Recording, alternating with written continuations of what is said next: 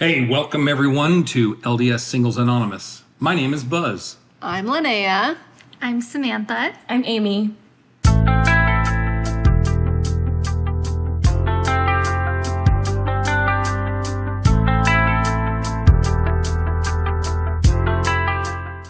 Today we have Samantha with us. We're going to give her a little bit of time to discuss who she is, what she loves to do, and how unbelievably special she is to us. She's our first guest star. Isn't this exciting? Wow. I mean, people have paid to see me on stage. I did not get paid for those performances, however. I'm Samantha. I am a radiology scheduler currently, and I am pursuing a degree in theater. Ooh. And yeah, that's just a little bit about me. I love Arizona. I love the heat. Summer is my favorite. So today we thought we would have, we'd kind of get real. We'd have a more... We wanted to have an open conversation about some topics that are personal to us. Mm-hmm. And we kind of want to dive into the topic of why being single feels so isolating. Not just in the sense of like, I don't have a person there with me all the time, but why just the fact that I'm single, other people seem to act in a way that makes us feel like we are separate from the group. Mm-hmm. Yeah. Sam, you were telling me a story about that. Yeah. So I recently just went out to dinner for my friend's birthday, and she has her boyfriend, and we always hang out with the same group of people. I'm the only member in the group, but there's 5 girls, and then 4 of those girls, minus me, have partners. And within the last 3 months, 3 of my friends have gotten engaged, received a promise ring, like a pre-engagement ring. I didn't even know that was a thing, but I guess they do that. What do you do? Get on a half a knee? How does that work? I don't know. Squat? Like, she still has a ring, but like they're not engaged. It's I don't know. Wow. Some people do it. And then my friend whose birthday it was, they are discussing and picking out rings because they are planning on getting married.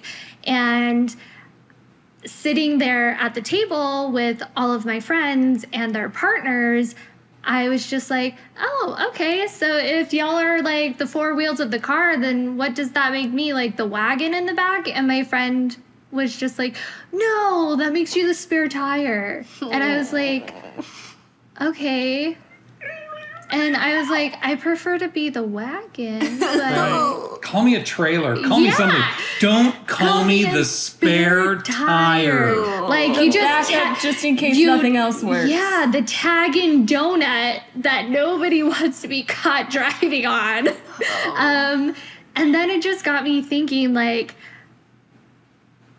I'm in that exact same position with another friend group I have, and all of those couples are members of the church. And I'm just like, I'm the only one not progressing in that specific stage of life in any of my friend groups. And I started to realize that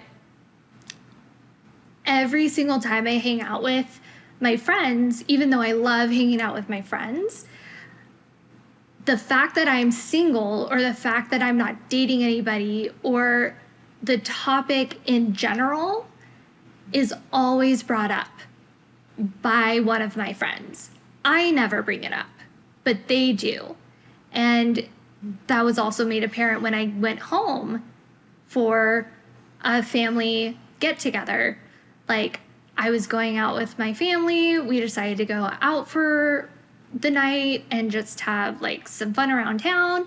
And I went downstairs. I was ready. We were waiting for everybody. And my brother was just like, so, like, what's wrong? Like, why aren't you dating? Like, are you just not interested, or like, what's going on?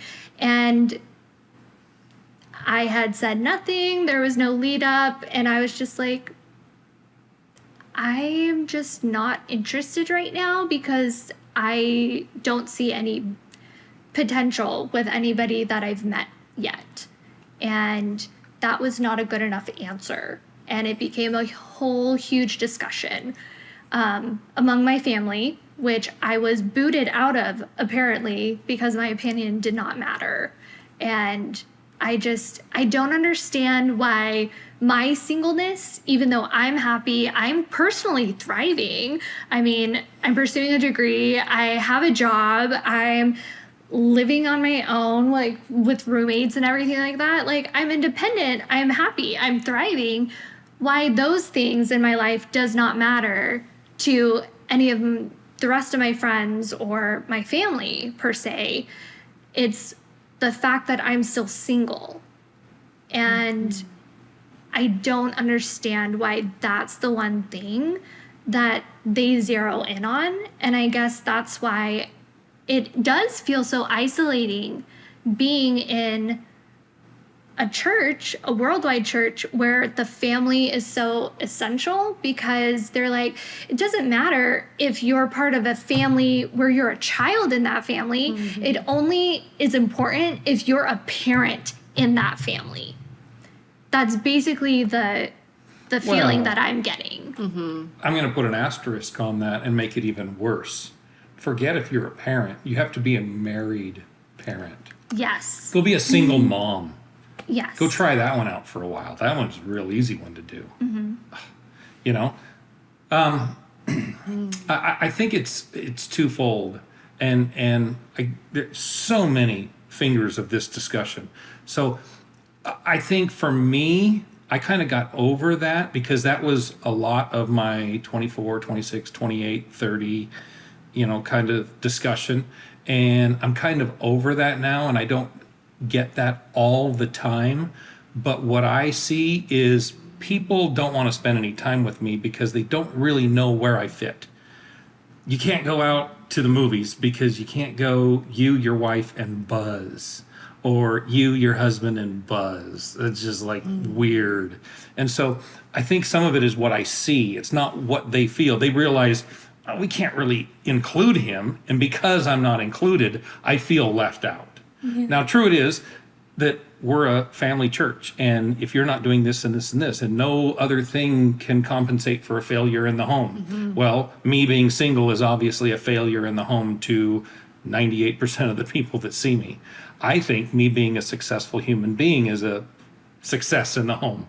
Now, okay, so I live in my own house by myself. But I think some of it is just the way we view it, because we're not being included.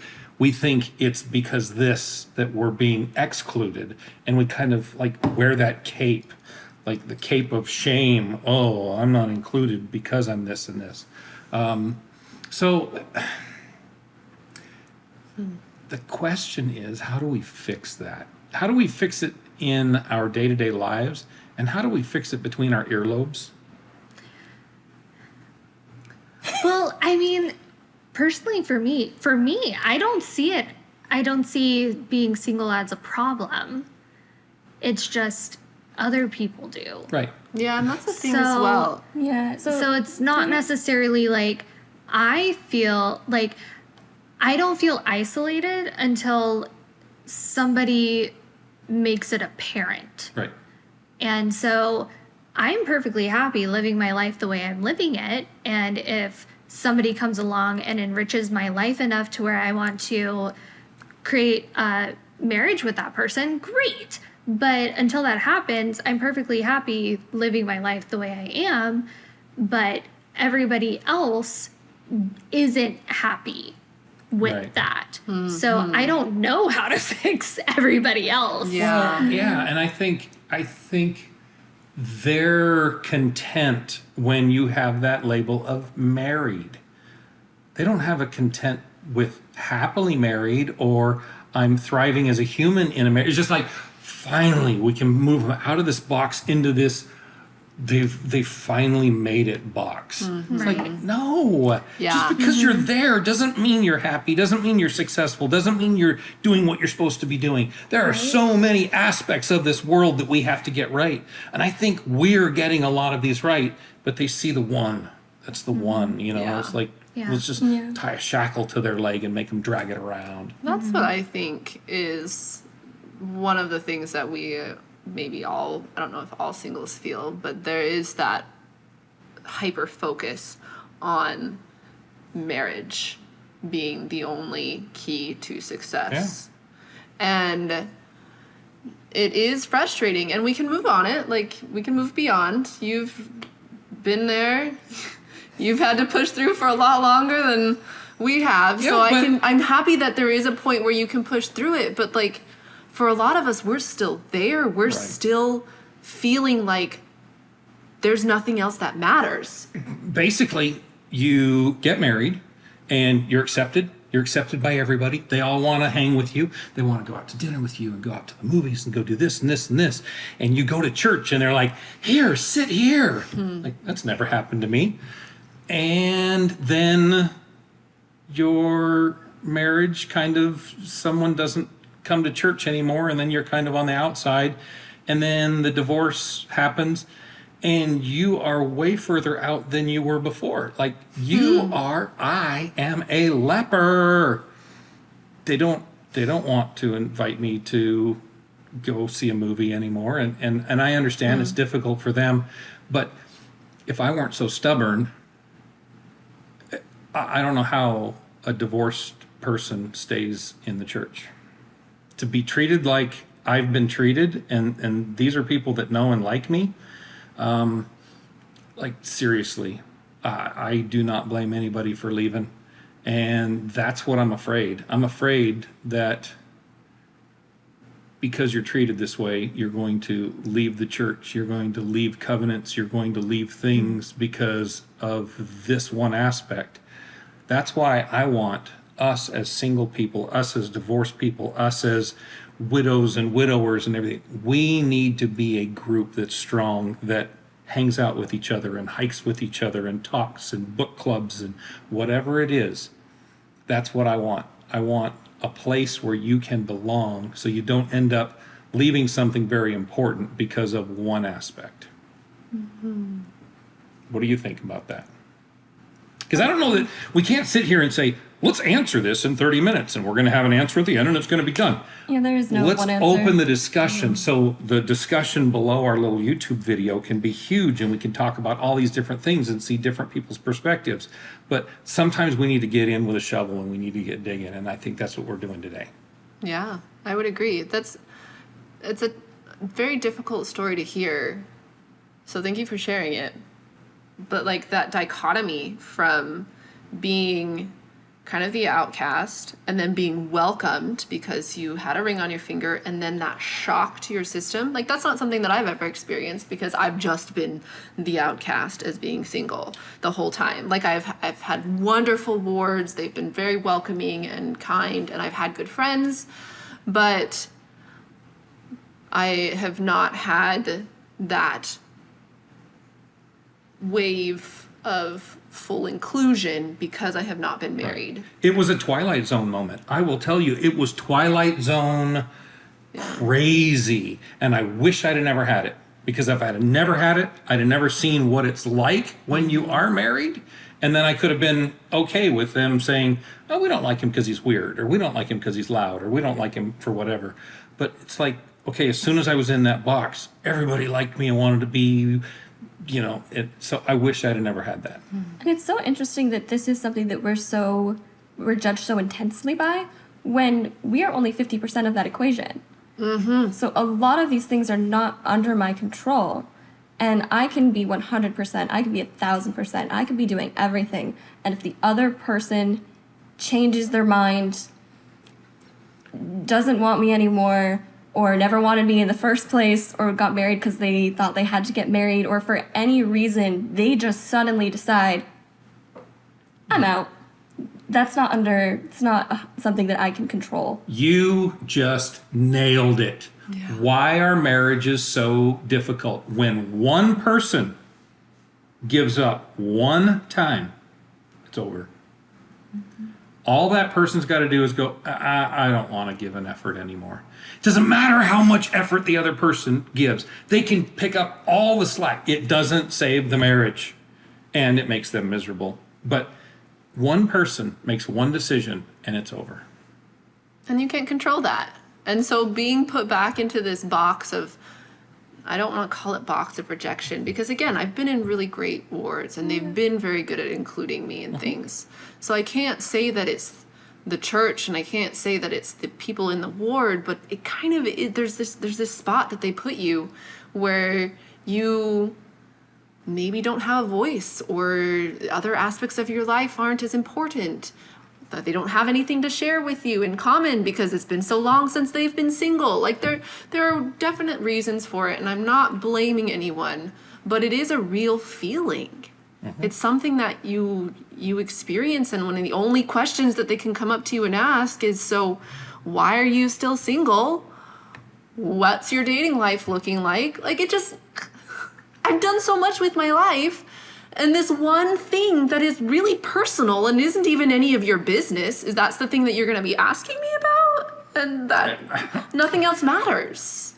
Let me just tell you, get ready for the long haul. That will be the one thing you are judged on forever. And that's ever with an A. No, it's sad. It's true. It's unfortunate. So we can't change it. We can't change how other people treat us. What are we going to do? What can we do? We're gonna flip the pinkies up. I'm not afraid to flip other things up too.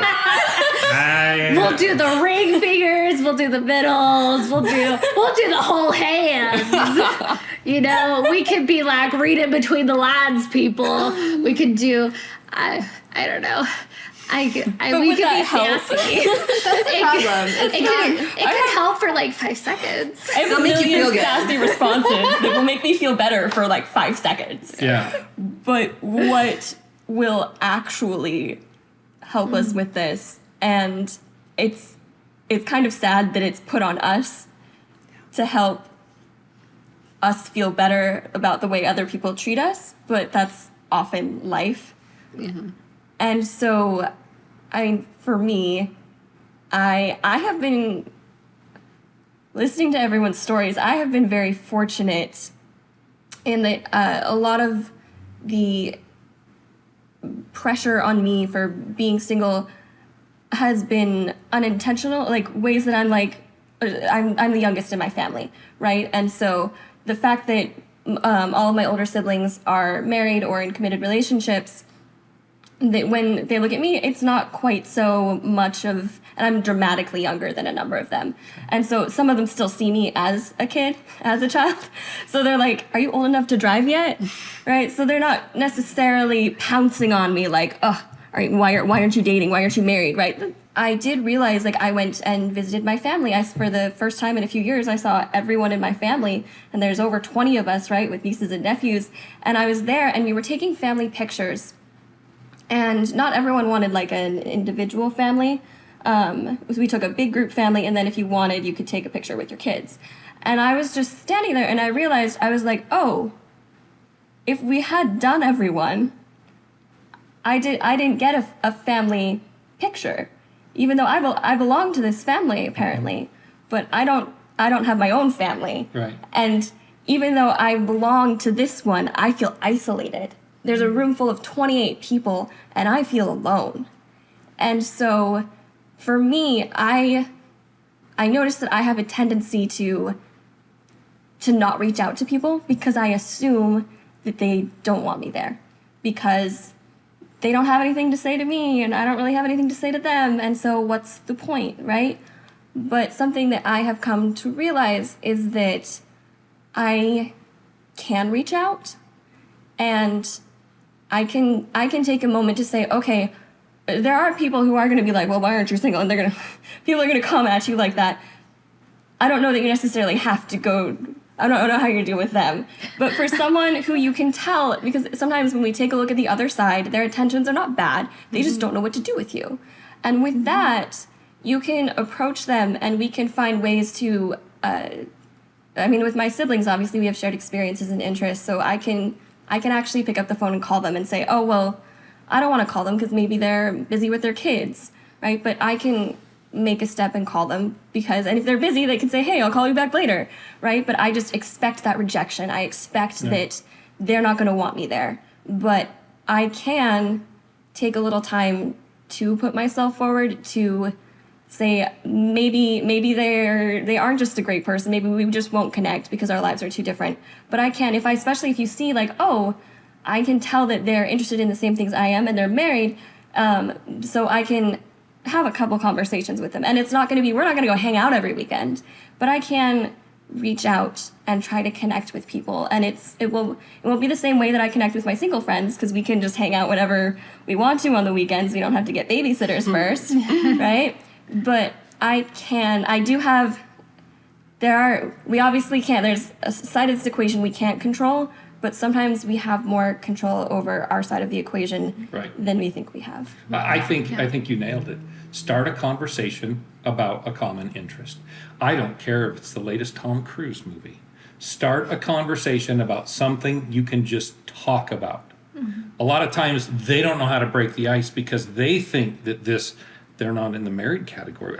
What do we talk about? Mm-hmm. You realize that's only like 2% of what you're going to talk about anyway. Yeah. So start a conversation about music. Start a conversation about school. Start a conversation about whatever it is. They're going to realize, oh, they're a real person. I forgot. That's true. So maybe a little bit of retraining on both sides. Retraining ourselves that we can talk about other things and we can talk to married people and it's fine. And then in that practice of us talking to other people and starting these conversations, they can also relearn, they are actually people. Right. Just because they're single, they're not really a leper. Mm-hmm. They're just in that leper category. Let's talk about the island. Yes. I need to know. What is this? Where did you hear this? This is great. So recently we had a colorful conversation with a formerly single person. And Isn't everybody formerly single?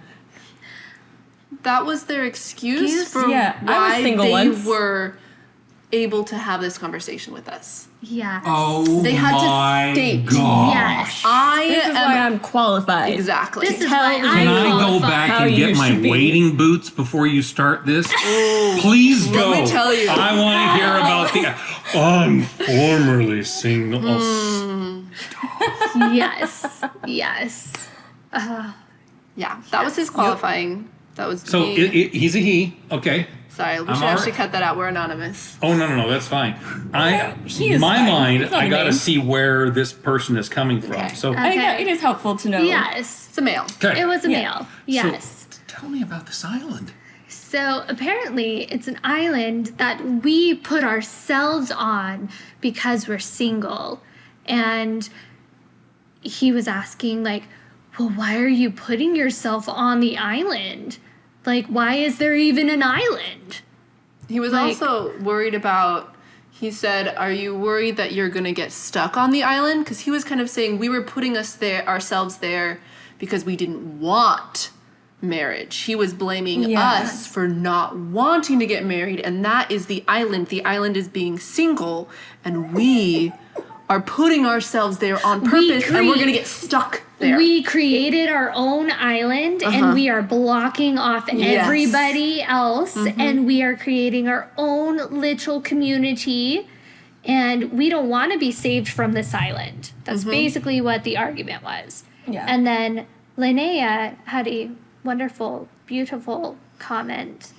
He was saying that we were putting ourselves there, and I switched it on him, and I said, no, we're not putting ourselves on this island. We are put on this island that says you are misfit, the island of misfit toys. You don't really belong. You are on this island of singleness, and we're making the best of what we can of this island that they've put us on. We would have a party and a half if someone left the island to get married, in their sense, because that's when they would be coming back to society, returning from the island. But I switched it on Going him. to the homeland. Right? Returning. But I switched it on him and I said, look, this is not how it is. And people do try to include us, but they really do put us on this island. And it's not purposeful, it's not malicious, but we're not putting ourselves there. Maybe some of us are uncomfortable in dating relationships, and so we are very happy to be on the island, but it's not that we are separating ourselves on purpose. It is a dividing that happens naturally, and he didn't really comprehend that. There was the difference in definition was Say a it struggle. right. A few Say it detours. right. He didn't want to comprehend that. He didn't. He came into the Bingo. conversation with, "This is why you're wrong," and so Which is always a great that's just conversation how you have conversations. starter. And you know what? that's how you It come makes to you agreement. open hearts and He open really minds. wants to be on this podcast because he is a formerly single person. It was a he great is conversation. qualified. I gotta ask a couple of things. Number I want you to watch this. Number one, isn't everybody born single? Yes. Right?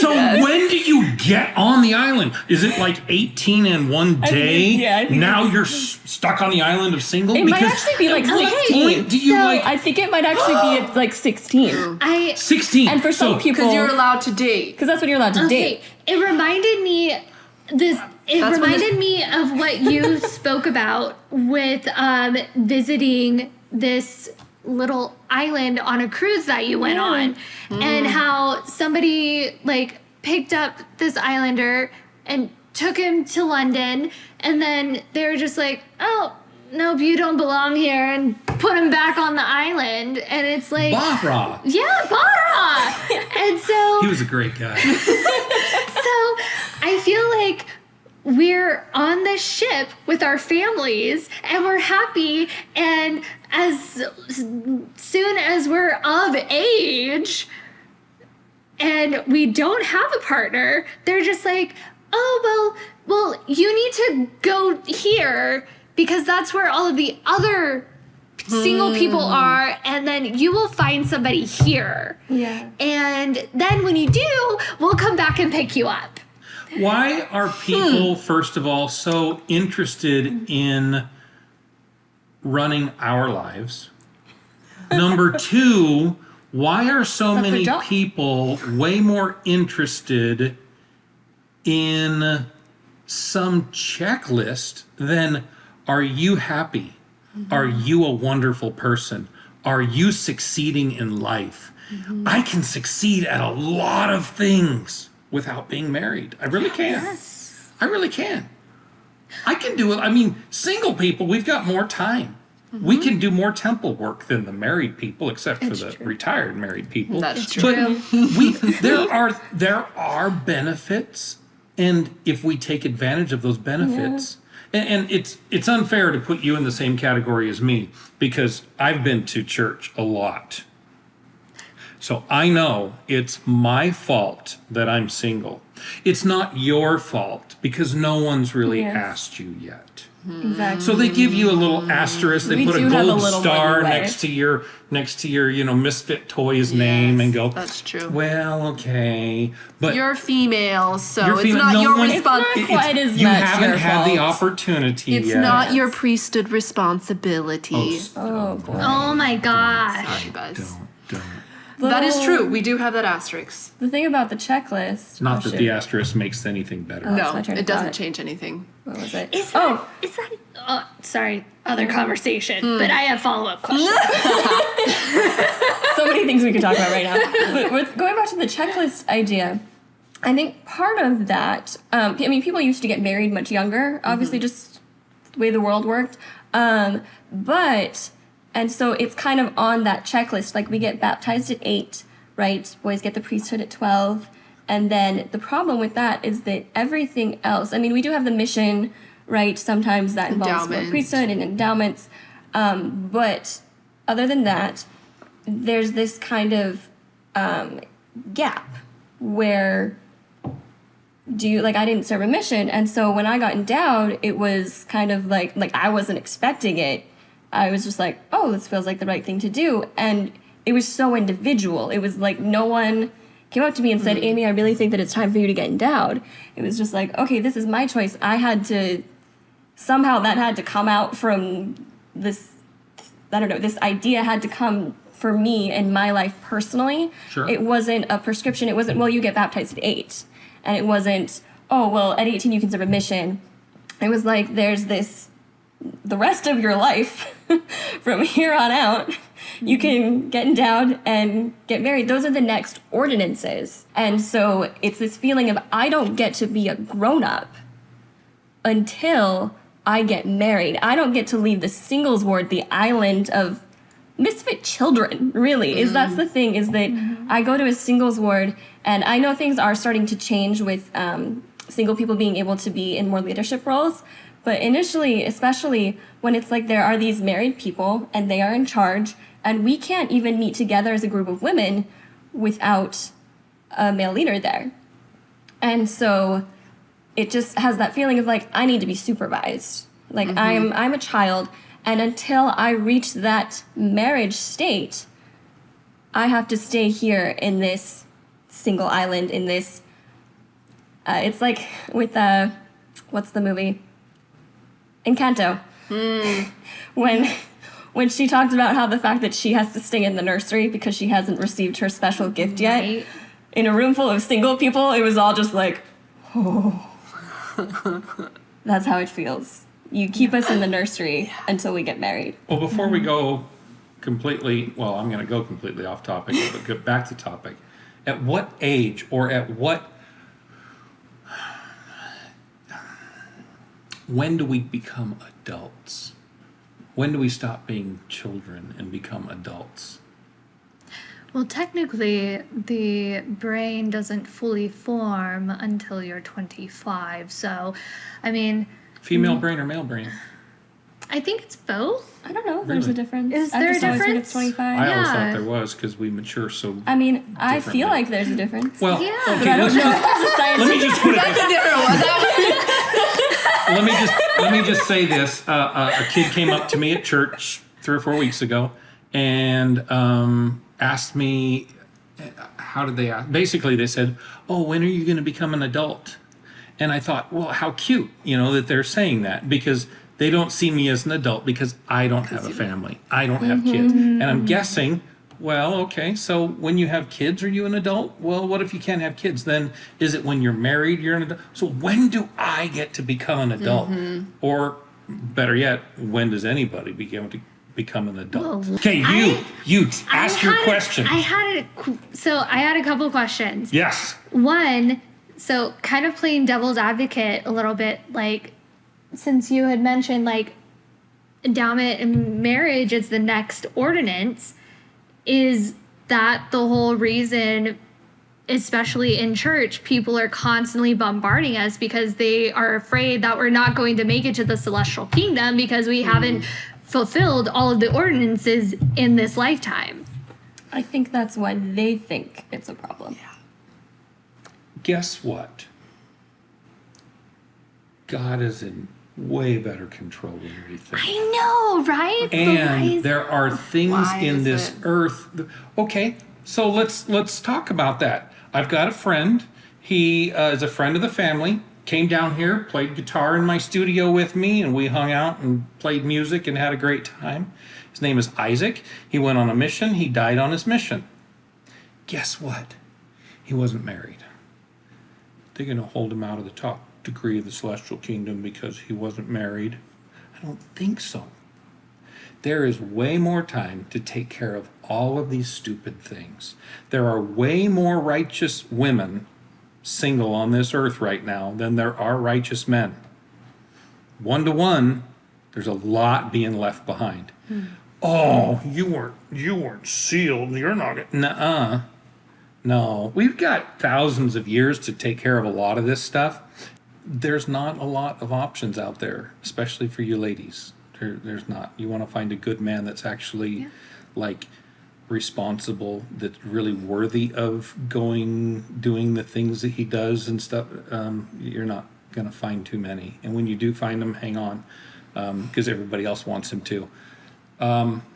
Which is an That's a entirely whole another nother discussion. Yes. We're diving into losses. That's another one. But the whole idea is Thanks. God's in control. And yes, we're being tested here. And yes, we're going here. We're supposed to be the best we can be. So let's go out and be the best we can be.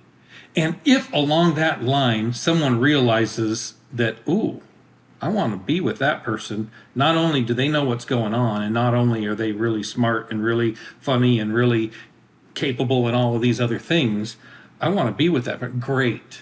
And if it doesn't happen, let's just continue to be the best we can be, because God will take care of everything. We've got heavenly parents who understand us and know our thoughts. And what I'm going to say is, you don't get it how well they understand us and how well they feel what we feel. And they know what you had for breakfast and why you had it for breakfast better than you do. That's the kind of level they care about us. They're not going to say, now there are things we have to do, and there are consequences of sin and all this kind of thing. There's no, this idea of a giant teddy bear Jesus that just doesn't fly. But if you leave this life and you didn't get the chance, you're going to get the chance. And there's plenty of people on the other side. How many people were killed before the age of 8? How many people were, I always say dating in the spirit world is going to be awesome. Because, everybody there on your side of the wall has made it. So you don't have to sit there and worry about somebody who's going to come in, fake who they are, stop taking their medication, take all your money and everything and run away, or going to hurt you, or no. Everybody there's already made it. All the stupid things that are in our heads and in our hearts that try to pull us away, they're gone. Dating in the spirit world is going to be awesome. And there's going to be dating in the spirit world, and there's going to be marriages, and there's going to be sealings, there's going to be all of that. Don't freak out. And please, don't tell people that you gotta do this or you're not going to get in the highest degree of the celestial kingdom. We don't want to hear it anymore. We're just going to keep being the best we can be. And if along the way it happens, it happens. So leave us alone. I also want to go back to the point of made it. The idea, because I think we're told that we will end up in a place where we feel comfortable in the next life. And so we aspire to be the best that we can be, but all of us, the best that we can be, we will have a different comfort level. There will be a different place for us. And that's where we will be our happiest and we will be able to become our best. And so the idea that we're all aiming for top tier, right? We got to get the best. We got to get to the top. I hate thinking that there's a top. Well, we're not going to get into this here, but all of the degrees are exactly what the person who receives that desires. Mm-hmm. Yeah. People are thinking that they made it to the terrestrial kingdom are going to be going, oh, I could have. No, they're not. Yeah. They're exactly where they want to be. Mm-hmm. They don't want to have a family. They don't want to raise kids. That's for those people. They're not going to want to be there. But we're not going to discuss that today. Just know that I know a couple of things. That's mysterious. We do like mysterious, though. Especially when the guy comes up to you and says, I love your dress. Wow, that's great. And leaves and doesn't okay, when are we gonna date? When are we gonna no. How when are we awesome going is to that? the celestial kingdom together? Right, highest degree right here. I'm your ticket. No, but this has been a really great conversation, and I feel like we've touched on a lot of ideas that are fairly consistent among a lot of singles in the church. And I hope there's no way you can really get to an answer on how to make it better. But I hope that you feel heard, and I hope that you feel understood, or that you feel that there are other people out there who are feeling like you. Yeah. You're not alone. We are all in this together. Thanks for watching. Please like and subscribe so we can continue to make more content like this. And we will see you on the next episode.